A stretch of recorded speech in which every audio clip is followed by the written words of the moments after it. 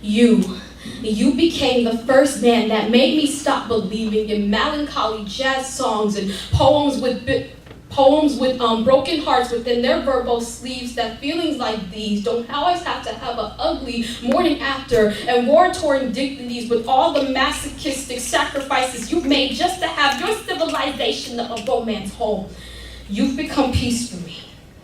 My eyes wore a metal heaviness underneath its lace from all the nights that I eulogize men that you say never deserved my tears in the first place. So you watched over me with your 6-foot skyscraper height, glass-blown promises, and a strong spine that supported me on all the materials that made us closer than before. I still don't know what you captured in that springtime almost 2 years ago, but you saw something sparkling, something deep, in the crevices of a flawed statue of something as proud as me. And you waited for me. You waited on someone with faithful insight that had been given up one too many times to greedy fingers. So it was never a secret that I wasn't ready to have a man lie down next to me. When I told you that my state of mind was like remnants of broken levees of New Orleans, not ready to love and protect the treasure like you just yet because of all the hurricanes of boys that came and gone, you didn't believe me. You refused to believe me. Instead, you offered to help fix it. You stood with sweet water words, tinged in honesty, and a chest for me to lie on whenever pillows didn't suffice. I saw your intentions in the way your palms wanted to hold me. It was like I was an emergency to them.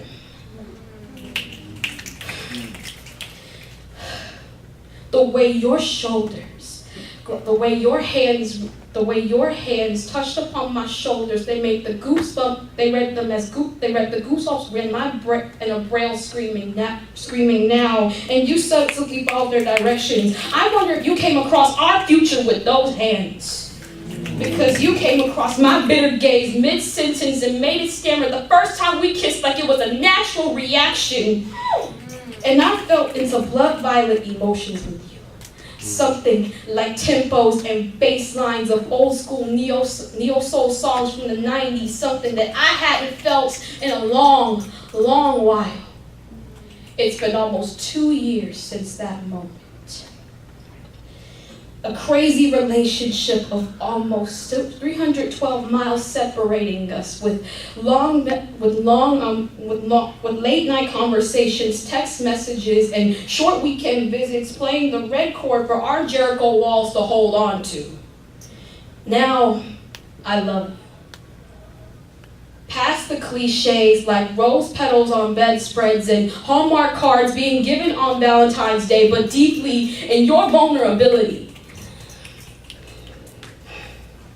I'm still in disbelief with the fact that you trusted me with small sections of your heart without any type of currency, and I still laugh at the way our strict bones took chances on each other long before our skin could. The way we let love shapeshift and bend us into some kind of revolutionaries without proper home training or sense of direction. It's no wonder that our loving mothers shake their heads at us. We are something that lines the backbone of the Holy Bible than simply 4 verses, something stronger than the way 2 lions would worship each other in the Sahara Desert, something practically almost as unconventional as just us. We were never meant to make sense to others, but we still had our code of algorithm and poetry of 143s, because it still mattered to us.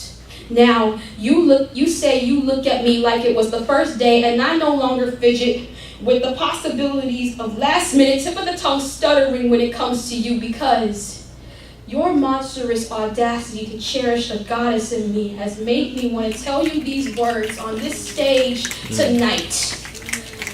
I love you. Ooh. Thank you.